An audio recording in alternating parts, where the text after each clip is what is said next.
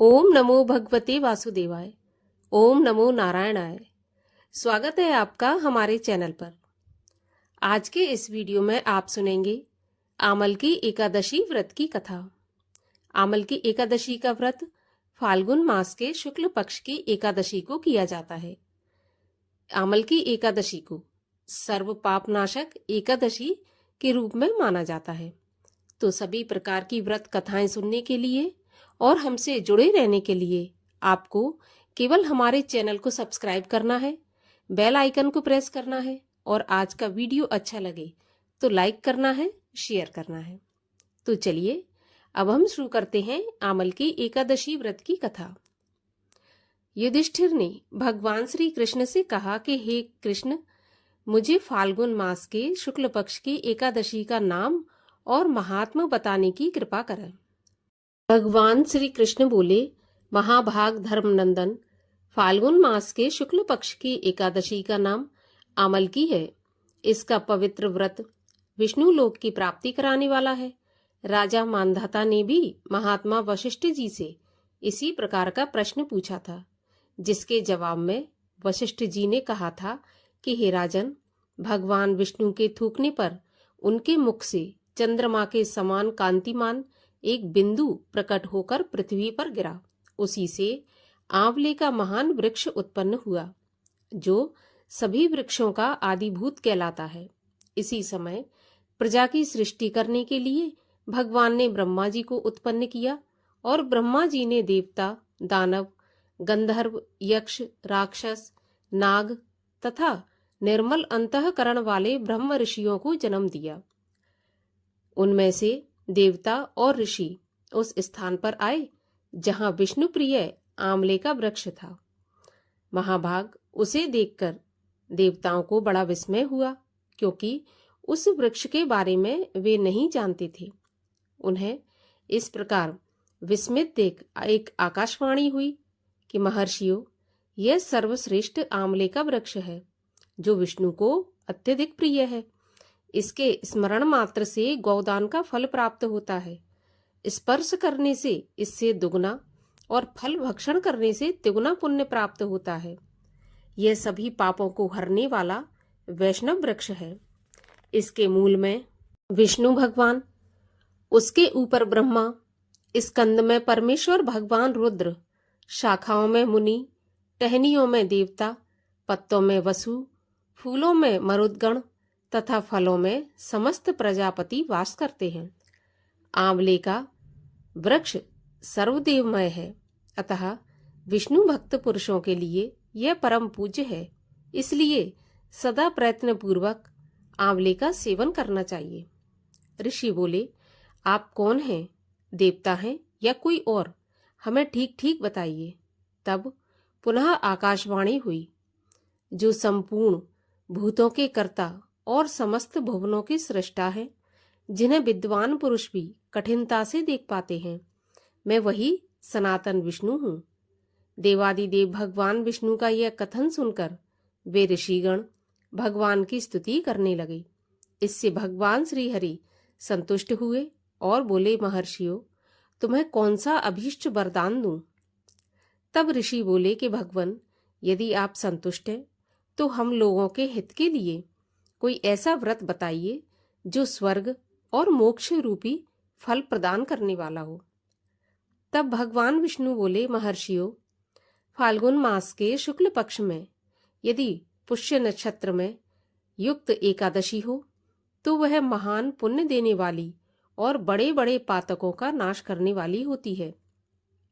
इस दिन आंवले के वृक्ष के पास जाकर वहां पर रात्रि में जागरण करना चाहिए। इससे मनुष्य सब पापों से छूट जाता है और हजारों गौदान का फल प्राप्त करता है। हे ब्राह्मणों, यह व्रत सभी व्रतों में उत्तम है, जिसे मैंने तुम लोगों को बताया है। तब ऋषि बोले कि भगवान, इस व्रत की विधि बताइए। इसके देवता और मंत्र क्या है? पूजन कैसे करें? उस समय स्नान और दान कैसे किया जाता है? तब भगवान विष्णु ने कहा कि हे ब्राह्मणों, इस एकादशी को व्रती प्रातःकाल दंत धावन करके यह संकल्प करें कि हे पुंडरीकाक्ष, हे अच्युत, मैं एकादशी को निराहार रहकर दूसरे दिन भोजन करूंगा, आप मुझे शरण में रखें।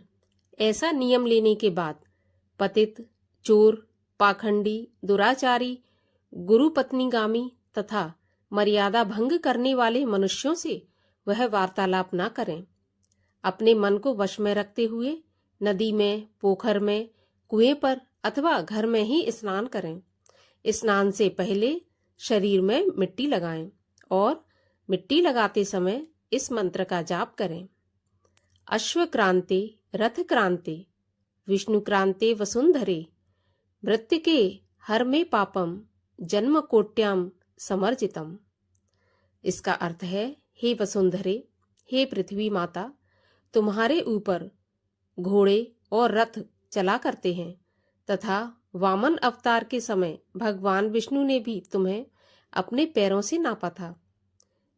हे पृथ्वी माता, मैंने करोड़ों जन्मों में जो पाप किए हैं, मेरे उन सब पापों को हर लीजिए। इस प्रकार स्नान करें और स्नान करते समय जल देवी से प्रार्थना करें कि हे जल की अधिष्ठात्री देवी माता, तुम संपूर्ण भूतों के लिए जीवन हो, वही जीवन जो स्वदेश और उद्भिज जाति के जीवों का भी रक्षक है। तुम रसों की स्वामिनी हो, तुम्हें नमस्कार है। आज मैं संपूर्ण तीर्थों, कुंडों, झरनों, नदियों और देव संबंधी सरोवरों में स्नान कर चुका। मेरा यह स्नान सभी स्नानों का फल देने वाला हो। और विद्वान पुरुष को चाहिए कि वह परशुराम जी के सोने की प्रतिमा बनवाए। प्रतिमा अपनी शक्ति और धन के अनुसार 1 या आधे माह से स्वर्ण की होनी चाहिए। स्नान के पश्चात घर आकर पूजा और हवन करें। इसके बाद सब प्रकार की सामग्री लेकर आंवले के वृक्ष के पास जाकर के चारों ओर जमीन को झाड़ बुहार कर लीप पोत कर शुद्ध करना चाहिए। शुद्ध की हुई जमीन पर मंत्र पाठ पूर्वक जल से भरे हुए नवीन कलश की स्थापना करें। कलश में पंचरत्न और दिव्य गंध आदि छोड़ दें। सफेद चंदन से उसका लेपन करें। उसके कंठ में फूल की माला पहनाएं। सब प्रकार के धूप, दीप और सुगंध आदि जलाएं। दीपक जलाएं, अर्थात पूजा के स्थान को अच्छी तरह से सजा लें। इसके बाद पूजा के लिए नया छाता, जूता और वस्त्र भी मंगा कर रखें। कलश के ऊपर एक पात्र रख के उसे खीलों से भर दें। फिर उसके ऊपर परशुराम जी की मूर्ति स्थापित करें। विशोकाय नमः कहकर उनके चरणों की, विश्व रूपणे नमः कहकर दोनों घुटनों की, उग्राय नमः से जांघों की, दामोदराय नमः से कटिभाग की, पद्मनाभाय नमः से पेट की, श्रीवत्स धारणे नमः से वक्ष स्थल की, चक्रणे नमः से बाईं बाह की, गदिने नमः से दाहिनी बाह की, वैकुंठाय नमः से कंठ की, यज्ञ मुखाय नमः से मुख की, विशोक निदये नमः से ललाट की, सर्वात्मने नमः से संपूर्ण अंगों तथा मस्तक की पूजा करें।